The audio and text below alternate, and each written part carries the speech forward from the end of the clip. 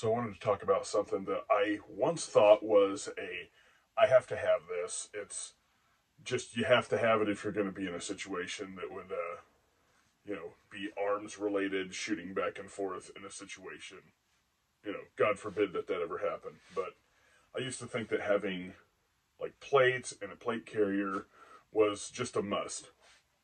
And over the years, I'd kind of, fluctuated health wise and realized that there's a lot of constrictiveness to this. There's a lot of just extra weight and you're putting weight, you're bending over, you're doing all this stuff.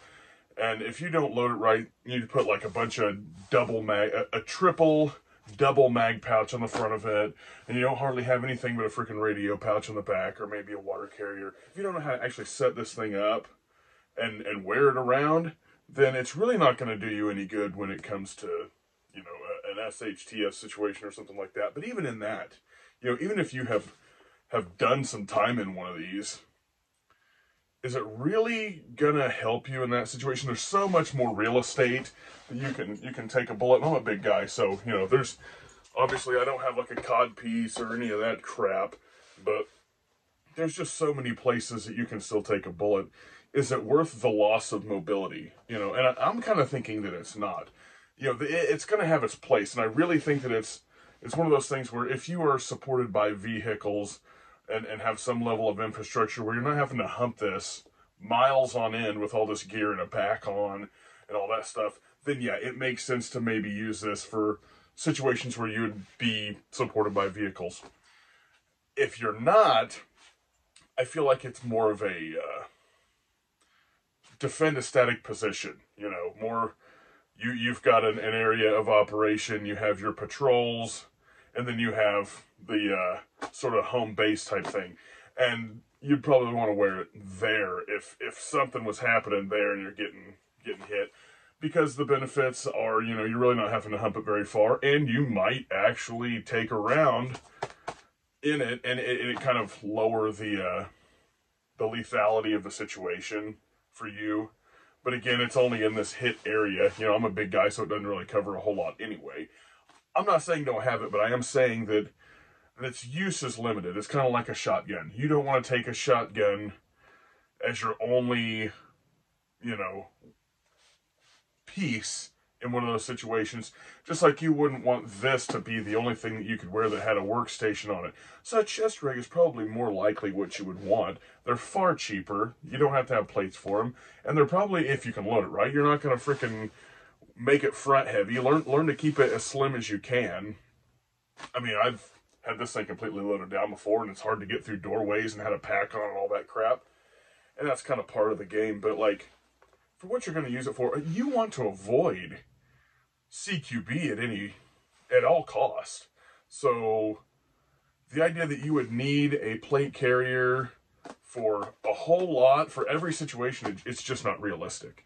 So whether you're on patrols or things like that, you get into a firefight, you're going to want to utilize cover. You're not going to want to run around in this in August if something was happening domestically in Missouri or Arkansas or any of this crap, and just make it a way of life that you're living in one of these. I don't think that that's realistic for the common man. Maybe it is for a very elite, fit, military-trained individual, but for an average person, you probably just need to learn to move and shoot and communicate and utilize actual cover and concealment and know the difference between the two.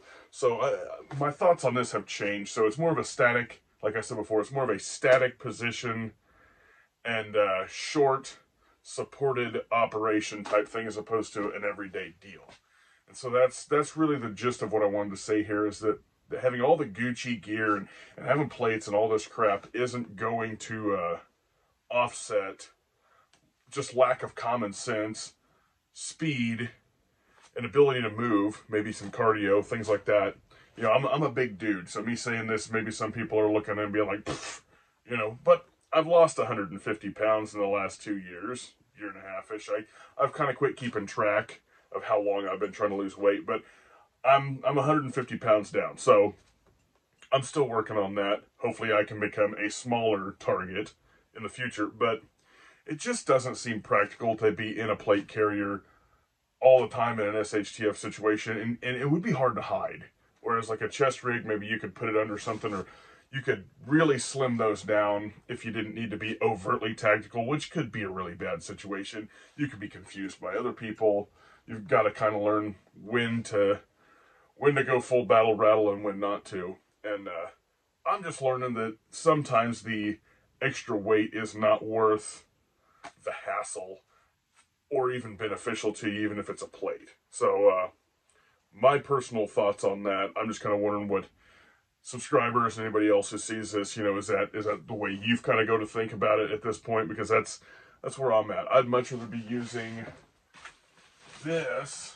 I got several of these, but this is just a Condor, but it's it just keeps them in a single row there, and I've got a little bit of a blowout kit and just a few doodads here and a tourniquet, but it's much lighter, much more breathable, and I could see wearing this in August a whole lot more than I could see this, where it doesn't breathe very well, and that's probably because it's a cheaper plate carrier. But and these are just a straight AR500. These things are a pound or so a piece. So, they're definitely more than a pound a piece. But it just doesn't seem like it's the just the go-to thing anymore. All of this gear isn't gonna bail your ass out if you just don't have tactics and mindset and skills. So that's kind of where I'm focusing my thought processes. So let me know what you think, and I hope you kind of maybe got to thinking in your head about maybe things that you've got in your kit that you think are a must-have, but it's really not practical. And one more thing, that I really wasn't thinking about at the time, because I'm thinking in relation to AR500 and the budget plates and things like that. They're much heavier than, say, a ceramic or some of the really super expensive stuff. And that might be a completely different situation, due to maybe fitness level or just the weight of them. Some of them are just feather light. I know Angry American was talking about how his plates they almost weigh nothing and they float. So, and I guess I'm a little bit ignorant of that, I guess you could say, tier of gear. But yeah, there's going to be some situations and product that's going to work better for people. But in general, for the budget guy doing steel plates, I just don't see them as much of a necessity or a benefit as I used to.